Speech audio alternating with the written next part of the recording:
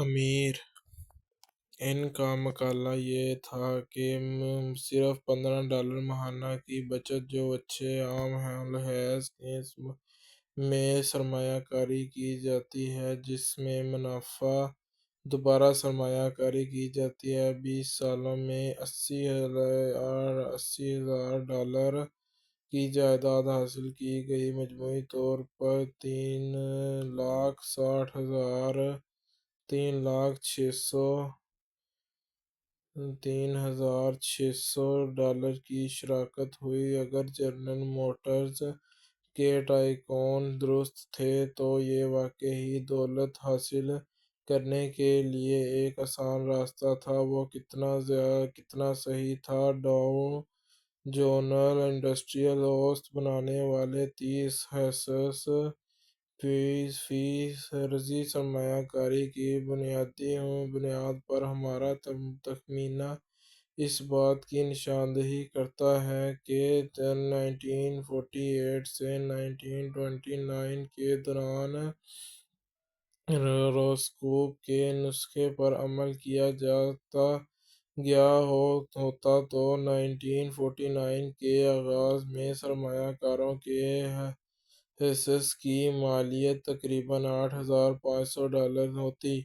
یہ عظیم انسان $80,000 کے وعدے سے بہت دور ہے، اور بظاہر اس سے ظاہر ہوتا ہے کہ اس طرح کی امید افزائی پیش گوئیوں کو یقین دہانیوں پر کتنا کم انحصار کیا جا سکتا ہے، لیکن اس طرف ہمیں یہ کہنا چاہیے کہ 20 سالہ آپریشنز سے حاصل ہونے والا منافع اصل میں سالانہ 8% سے بہتر ہوتا ہے، اور یہ حقیقت کے باوجود کہ سرمایہ کار نے ڈی جے آئی کے ساتھ اپنی خریداری 300 پر شروع کی ہوگی اور 1948 کے اختتامی سطح 177 کی بنیاد پر ویلش کے ساتھ ختم ہوئی ہوگی۔ اس ریکارڈ کو موٹے اور پتلے کے ذریعے مضبوط عام اسٹاک کی باقاعدگی سے ماہانہ خریداری کے اصول کے لیے ایک حوصلہ افزا دلیل کے طور پر سمجھا جا سکتا ہے۔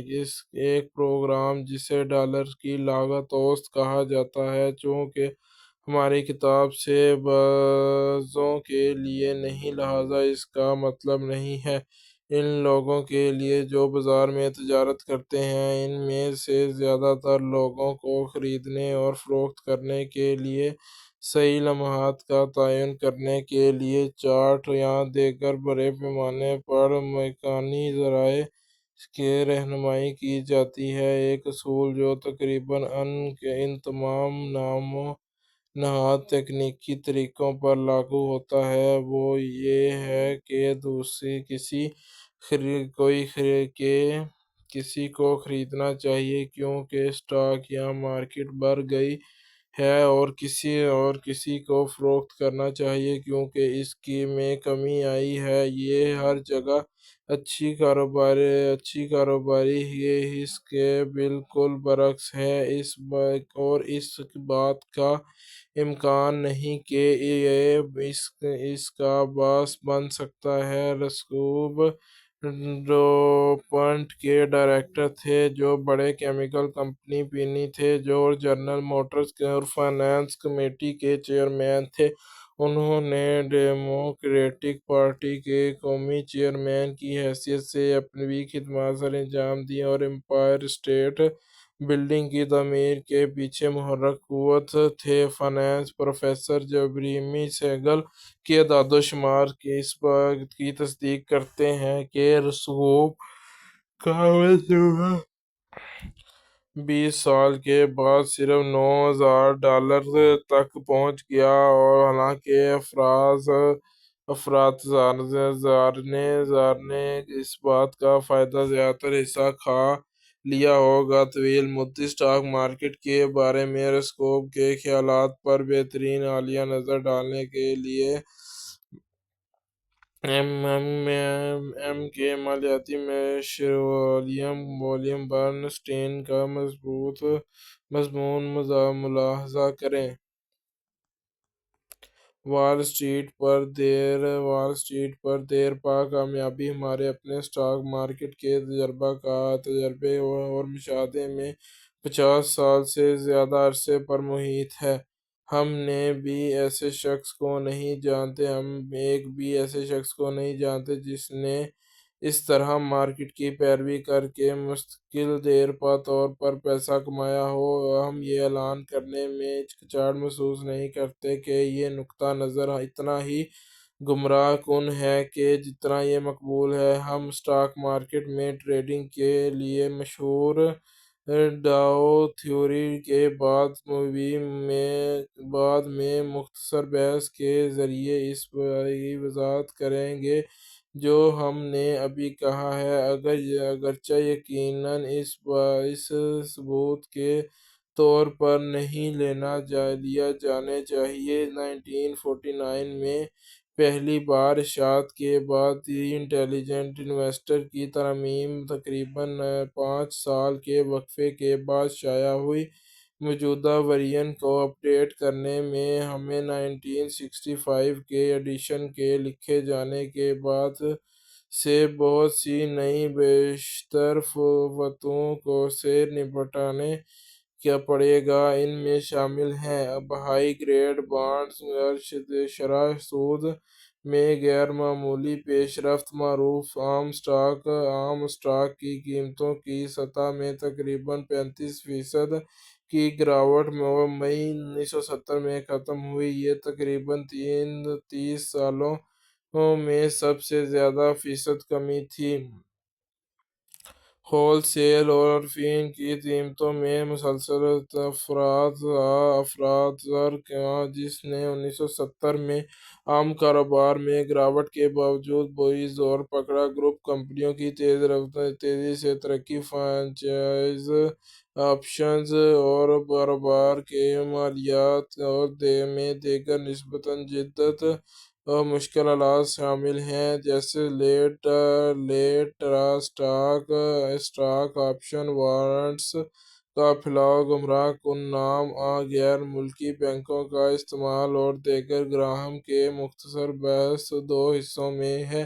صفحہ 33 اور صفحہ 1991 سے 92 پر ڈاؤ تھیوری کے بارے میں مزید تفصیلات کے لیے میوچل فنڈز اور نجی لین دین میں لیبل اسٹاک خریدا پر انحصار میں زیادہ عوامی قیمت پر دوبارہ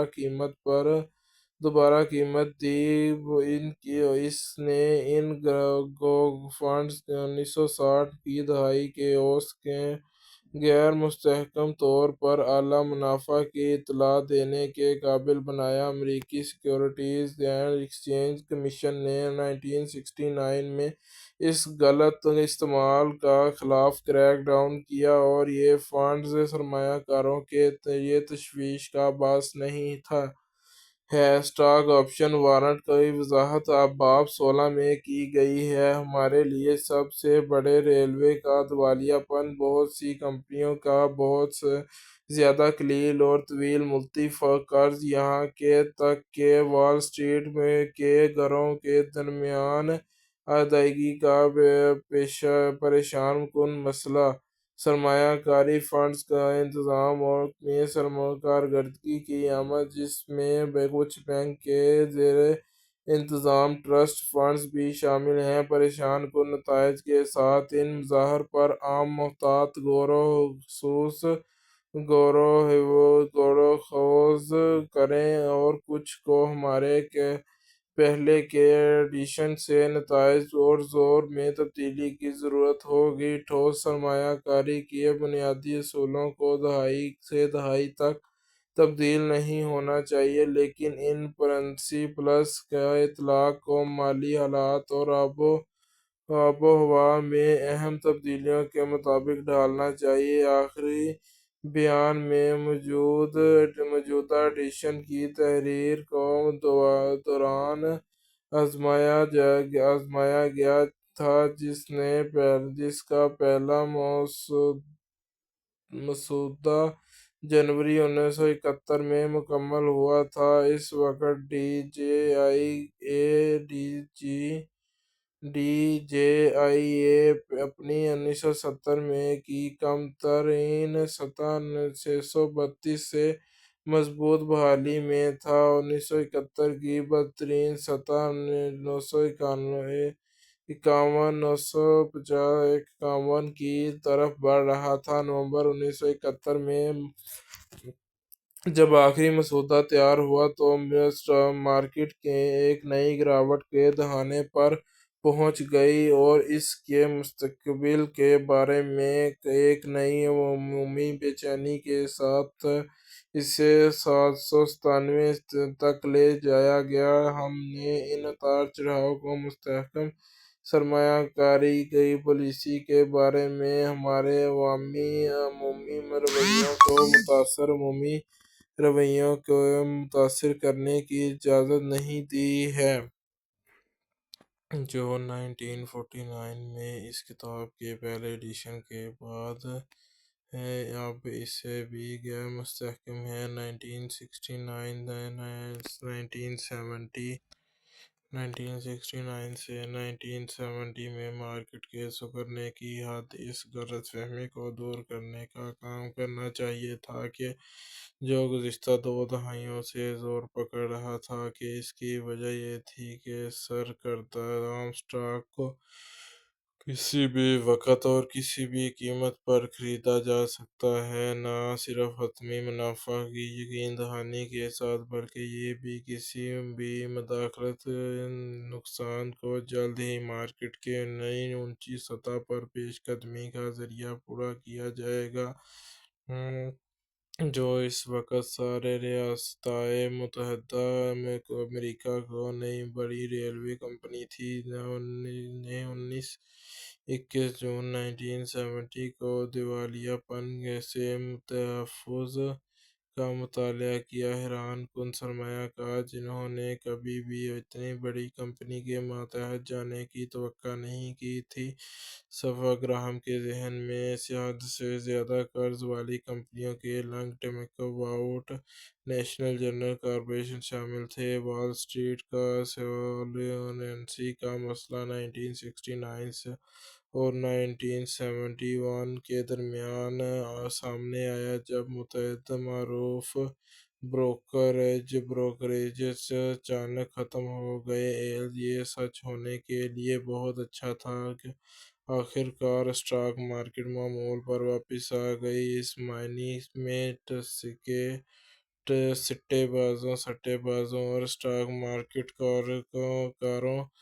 سرمایہ کاروں دونوں کے درمیان ایک بار پھر نمایاں اور طویل عرصے تک گراوٹ کے ساتھ ساتھ اپنے حصص کی قیمت میں اضافے کا تجربہ کرنے کے لیے تیار رہنا چاہیے۔ بہت سے ثانوی اور تیسری لائن کے مشترکہ اسٹاک خاص طور پر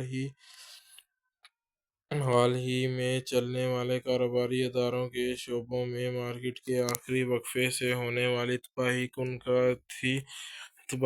یہ اپنے آپ میں کوئی نئی بات نہیں تھی۔ 1961 سے 1962 میں اسی حد تک ہوا تھا، لیکن اب حقیقت میں دنیا عنصر موجود ہیں اور کچھ سرمایہ کاری فنڈز نے اس بڑی قیمت کے انتہائی قیاس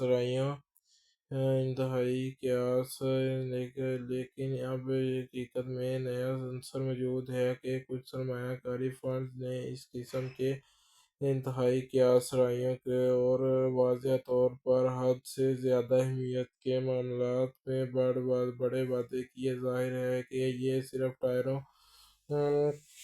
ٹائر وہی نہیں تھے جسے متنبع کرنے کی ضرورت تھی، اگرچہ کئی اور بڑی کامیابیوں کے لیے جوش و خروش ضروری ہو سکتا ہے، لیکن وال اسٹریٹ پر یہ تقریباً ناقابل تلافی تباہی کا باعث بنتا ہے۔ بڑا سوال، یہ سب سے بڑا سوال جس سے ہمیں نمٹنا ہوگا، وہ فرسٹ کوالٹی کے بانڈز پر شرح سود میں بے تحاشا اضافے سے پیدا ہوتا ہے۔ 1967 کے اواخر سے سرمایہ کار اس طرح کے بانڈ سے 2 گنا سے زیادہ آمدنی حاصل کرنے میں کامیاب رہا ہے جو وہ عام اسٹاک پر منافع سے حاصل کر سکتے ہیں۔ 1972 کے آغاز میں اعلیٰ درجے کے بانڈز پر منافع 7.19% تھا جبکہ صنعتی اسٹاک پر صرف 2.76% تھا۔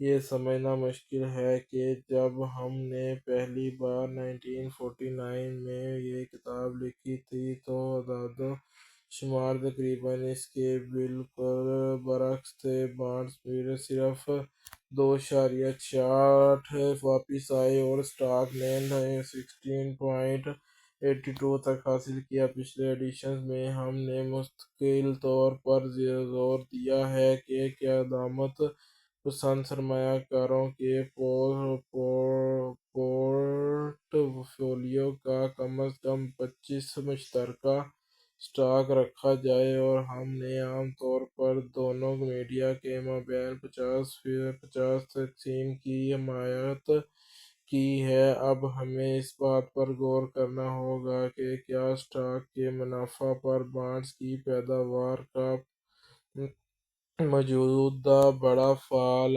بانڈ پالیسی کیا جواز فراہم کرے گا جب تک کہ زیادہ سمجھداری کے پالیٹیشن شپ واپس نہیں کی جاتی، جیسا کہ ہم نے واضح طور پر کرتے ہیں۔ فطری طور پر اس افراد کا سوال یہاں فیصلے تک پہنچنے میں بہت زیادہ اہمیت کا حامل ہوگا۔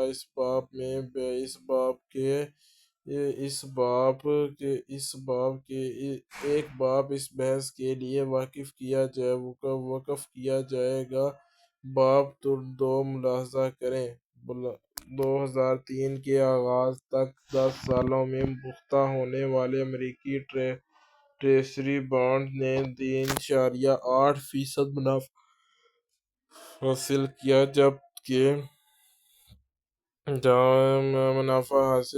جبکہ اسٹاک نے 1.9% منافع حاصل کیا۔ اعداد و شمار سے اتنا مختلف نہیں ہے جس کا گراہم نے حوصلہ دیا۔ اعلیٰ معیار کے بانڈز سے حاصل ہونے والی آمدنی 1981 کے بعد سے مسلسل گر رہی ہے۔ ماضی میں ہم نے 2 قسم کے سرمایہ کاروں کے درمیان ایک بنیادی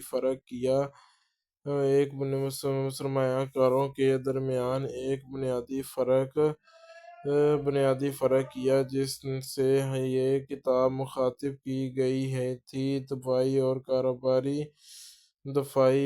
کاروباری سرمایہ کاروں کے سنگین غلطیوں یا نقصانات سے بچنے پر اپنا بنیادی زور دے گا۔ اس کا دوسرا مقصد کوشش، ناراضگی اور بار بار فیصلے کرنے کی ضرورت سے آزادی ہوگی۔ کاروباری سرمایہ کاروں کی فیصلہ کن خصوصیت یہ ہے کہ وہ سیکیورٹیز کے انتخاب کے لیے وقت سے اور دیکھ بھال وقف کرنے کی خواہش رکھتا ہے جو اوسط سے زیادہ مضبوط اور زیادہ پرکش ہے۔ کئی دہائیوں سے اس طرح کہ ایک کاروباری سرمایہ کار اپنی اضافی مہارت اور کوشش کے لیے قابل قدر انجام کی توقع کر سکتا ہے جو غیر فعال سرمایہ کار کے مقابلے میں بہتر اوسط منافع کی شکل میں ہے۔ ہمیں کچھ شک ہے کہ کیا آج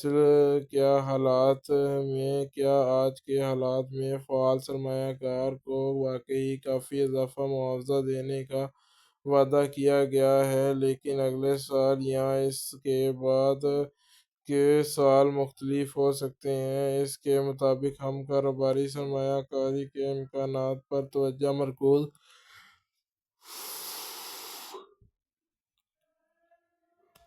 کرتے رہیں گے کیونکہ وہ سابقہ ادوار میں موجود تھے اور واپس آ سکتے تھے۔ یہ ایک طویل عرصے سے رائج نظریہ ہے جو یہ زیادہ کامیابی کا فن سرمایہ کاری سے پہلے ان صنعتوں کے انتخاب میں ہے جو مستقبل میں ترقی کرنے کا سب سے زیادہ امکان رکھتے ہیں، اور پھر ان صنعتوں میں سب سے زیادہ امید افزا کمپنیوں کی نشاندہی کرنے میں مثال کے طور پر اسمارٹ سرمایہ کاروں یا ان کے اسمارٹ مشیروں نے مجموعی طور پر کمپیوٹر انڈسٹری میں خاص طور پر بین الاقوامی یا کاروباری مشینوں کے ترقی کے عظیم امکانات کا جائزہ لیا۔ اس طرح کئی دیگر صنعتوں کے ترقی کے شعبے کے لیے لیکن یہ اتنا آسان نہیں ہے جتنا کہ یہ ہمیشہ پس منظر میں نظر آتا ہے۔ اس نقطے کو شروع میں سامنے لانے کے لیے ہم یہاں ایک پیراگراف شامل کرتے ہیں جسے ہم نے سب سے پہلے اس کتاب میں 1949 کے ایڈیشن میں شامل کیا تھا۔ مثال کے طور پر ایسا سرمایہ کار ہوائی نقل و حمل کے اسٹاک کا خریدار ہو سکتا ہے کیونکہ اس کا خیال ہے کہ ان کا مستقبل مارکیٹ کے پہلے سے ظاہر ہونے کا رجحان ہونے والے رجحان سے بھی زیادہ شاندار ہے۔ سرمایہ کار کے اس طبقے کے لیے ہماری کتاب کی قدر کسی بھی مثبت تکنیک کے بجائے اس پسندیدہ سرمایہ کاری کے نقطہ نظر میں چھپے نقصانات کے بارے میں ان کی تنبیہات میں زیادہ ہوگی جو اسے اس کے راستے پر چلنے میں مدد کرے گی۔ ایئر ٹرانسپورٹ اسٹاک نے 1940 کی دہائی کے آخر میں 1950 کی دہائی کے اوائل میں اتنا ہی جوش و خروش پیدا کیا جتنا نصف صدی میں انٹرنیٹ اسٹاک نے کیا تھا۔ اس دور کے گرم ترین میوچل فنڈز میں ایروناٹیکل سیکورٹیز اور جس صنعت کا ذکر کیا ہے ان میں نقصانات خاص طور پر خطرناک ثابت ہوئے ہیں۔ یقیناً یہ پیش گوئی کرنا آسان تھا کہ ہوائی ٹریفک کا حجم سالوں میں حیرت انگیز طور پر بڑھ جائے گا۔ اس عنصر کی وجہ سے اس حساس سرمایہ کاری فنڈز کا پسندیدہ انتخاب بن گئے، لیکن آمدنی میں اضافے کے باوجود کمپیوٹرز کی صنعت سے زیادہ رفتار سے تکنیکی اور منطقی مسائل اور صلاحیت کی حد سے زیادہ توسیع کا امتزاج، اتار چڑھاؤ اور یہاں تک کہ تباہ کن منافع کے اعداد و شمار کے لیے بنایا گیا ہے۔ سال 1970 میں ٹریفک کے اعداد و شمار میں ایک نئی بلند سطح کے باوجود ایئر لائنز کو کچھ نقصان اٹھانا پڑا۔ ان کے شیئر ہولڈر کے لیے 20,200,000,000 1945 میں اور 1959 سے 1970 میں ان کمپنیوں کے ایسیٹس میں ایک بار پھر عام مارکیٹ کے مقابلے میں زیادہ گراوٹ دیکھی گئی۔ ریکارڈ سے پتہ چلتا ہے کہ میوچل فنڈز کے انتہائی تنخواہ یافتہ کل وقتی ماہرین بھی ایک بڑی اور غیر خفیہ صنعت کے کافی قلیل اور مدتی مستقبل کے بارے میں مکمل طور پر غلط تھے۔ دوسری طرف اگرچہ سرکاری فنڈز نے آئی بی ایم میں کافی سرمایہ کاری اور خاطر خواہ منافع حاصل کیا، لیکن اس کی بظاہر اعلیٰ قیمت اور اس کی ترقی کی شرح بارے میں یقینی ہونے کا ناممکن ہونے نے انہیں اس حیرت انگیز کارکردگی میں اپنے فنڈز کا 3% سے زیادہ حاصل کرنے سے روک دیا۔ لہٰذا ان کے مجموعی نتائج پر اس عمدہ انتخاب کا اثر کسی بھی طرح سے فیصلہ کن نہیں تھا۔ مزید برآں، آئی بی ایم کے علاوہ کمپیوٹر انڈسٹری کی کمپنیوں میں ان کی سرمایہ کاری میں سے بہت سے اگر زیادہ تر نہیں تو غیر منافع بخش دکھائی دیتے ہیں۔ ان دو وسیع مثالوں سے ہم اپنے قارئین کے لیے دو اخلاقیات کی نشاندہی کرتے ہیں: کسی کاروبار میں جسمانی ترقی کے واضح امکانات سرمایہ کاروں کے لیے واضح منافع میں تبدیل نہیں ہوتے۔ ماہرین کے پاس سب سے زیادہ امید افزا صنعتوں میں سب سے زیادہ امید افزا کمپنیوں کو منتخب کرنے اور ان پر توجہ مرکوز کرنے کے قابل اعتماد طریقے نہیں ہیں۔ Missile, rocket, jet, automation funds اور اس کے پاس موجود اسٹاک کی طرح سرمایہ کاری کے تباہی ثابت ہوئے۔ آج یہ عام طور پر قبول کیا جاتا ہے کہ پوری تاریخ میں ایئر لائن انڈسٹری کی مجموعی آمدنی منفی رہی۔ گراہم جس سبق پر کام کر رہے ہیں وہ یہ نہیں ہے کہ آپ کو ایئر لائن اسٹاک خریدنے سے گریز کرنا چاہیے، بلکہ یہ کہ آپ کو بھی کبھی بھی اس یقین کے سامنے نہیں جھکنا چاہیے کہ کوئی بھی صنعت مستقبل میں دوسروں سے بہتر کارکردگی کا مظاہرہ کرے گی۔ مصنف نے فنڈ مینیجر کی حیثیت سے اپنے مالی کیریئر میں اس نقطہ نظر پر عمل نہیں کیا۔ وہ ان دونوں کو یا تو مخصوص مشورہ یا زیادہ حوصلہ افزائی پیش نہیں کر سکتا جو اسے آزمانا چاہتے ہیں۔ تو پھر ہم نے اس کتاب میں کیا حاصل کرنا چاہتے ہیں؟ ہمارا بنیادی مقصد قارئین کو ممکنہ قابل غلطی کے شعبوں کے خلاف رہنمائی کرنا اور اپنی پالیسیاں تیار کرنا جس کے ساتھ وہ آرامدہ ہوگا۔ ہمارے سرمایہ کاروں کی نفسیات کے بارے میں کافی کچھ کہیں گے۔ درحقیقت سرمایہ کار کا سب سے بڑا مسئلہ اور یہاں تک کہ اس کے بدترین دشمن خود ہونے کا امکان ہے۔ اس حالیہ دہائیوں میں یہ زیادہ سچ ثابت ہوا کہ قدامت پسند سرمایہ کاروں کے لیے عام اسٹاک حاصل کرنا اس طرح اسٹاک مارکیٹ کے جوش و خروش اور فتنوں کے سامنے خود کو دے نقاب کرنا زیادہ ضروری ہوگا۔ دلائل، مثالوں اور تلقین کے ذریعے ہم اپنے قارئین کو ان کے سرمایہ کاری کے فیصلوں کے بارے میں مناسب ذہنی اور جذباتی رویوں کو قائم کرنے میں مدد کرنے کی امید کرتے ہیں۔ ہم نے دکھایا ہے کہ سرمایہ کاری کے عمل کے لیے ان لوگوں کے مقابلے میں جو اس معیار سے محروم تھے، ان کے مقابلے میں عام لوگوں نے بہت سے زیادہ پیسہ کمایا اور رکھا۔ حالانکہ ان فنانس اکاؤنٹس اور اسٹاک مارکیٹ کی معلومات کا وسیع علم تھا۔ مزید برآں، ہم قارئین میں ہمیشہ پیمائش یا مقدار کا رجحان پیدا کرنے کی امید رکھتے ہیں۔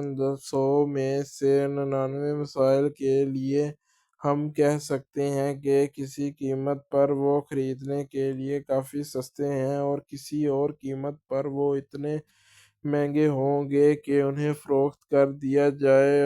وہ کچھ پیش کیا جا رہا ہے اور اس سے جو کچھ ادا کیا جاتا ہے اس کی مطابقت رکھنے کا عادی سرمایہ کاری میں ایک انمول خصوصیت ہے۔ کئی سال پہلے خواتین کے ایک میگزین میں شائع ہونے والے ایک مضمون میں ہم نے قارئین کو مشورہ دیا کہ ان کا اسٹاک خریدیں کیونکہ انہیں اپنی پرفیوم خریدی تھی۔ پچھلے چند سالوں کے واقعی نقصانات کا احساس ان عام اسٹاک کے مسائل میں ہوا، جہاں خریدار یہ پوچھنا بھی بھول گیا کہ کتنا جون 1970 میں اس سوال کا جواب 9.40% کی جدوی اعداد و شمار سے دیا جا سکتا تھا، جو اعلیٰ معیار کے پبلک یوٹیلٹی بانڈز کی نئی پیشکشوں پر حاصل ہونے والی آمدنی ہے۔ اب یہ گھٹ کر تقریباً 7.3% رہ گئی ہے، لیکن یہ واپسی بھی ہمیں یہ پوچھنے پر مجبور کرتی ہے جب کوئی اور جواب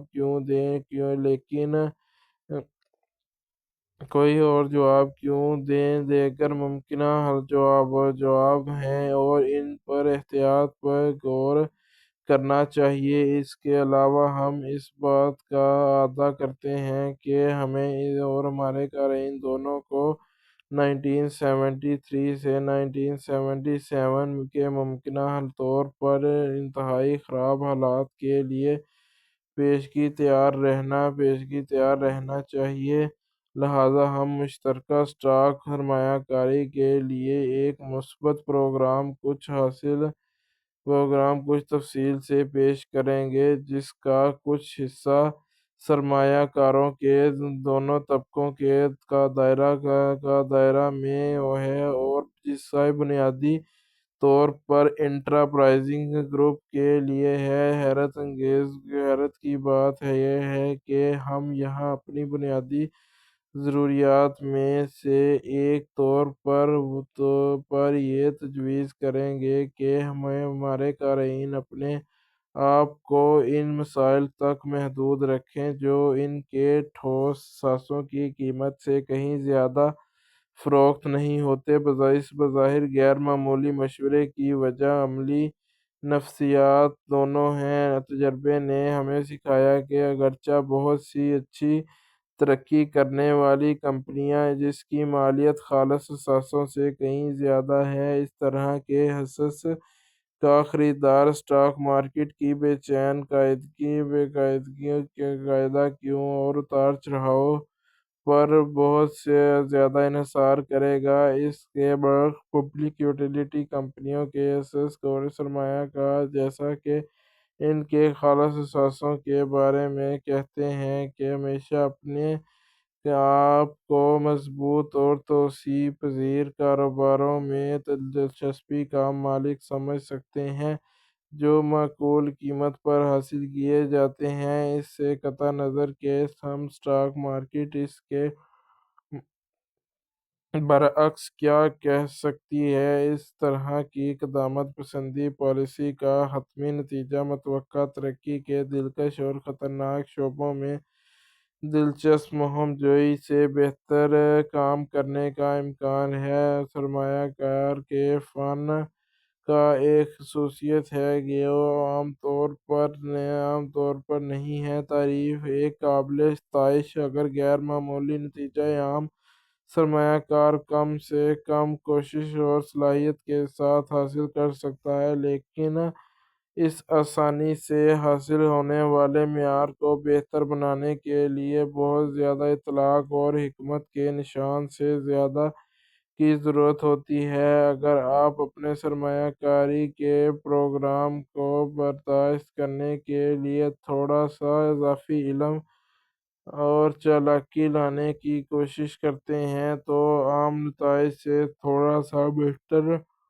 محسوس کرنے کی بجائے یہ آپ کو اچھی طرح پتہ چل سکتا ہے کہ آپ نے بدترین کام کیا ہے، چونکہ کوئی بھی شخص صرف ایک نمائندہ فہرست خرید کر مارکیٹ کے اوسط کی کارکردگی کے برابر ہو سکتا ہے، لہٰذا اوسط کو شکست دینا نسبتاً آسان لگتا ہے، لیکن حقیقت میں اس کی کوشش کرنے والے اور ناکام ہونے والے ہوشیار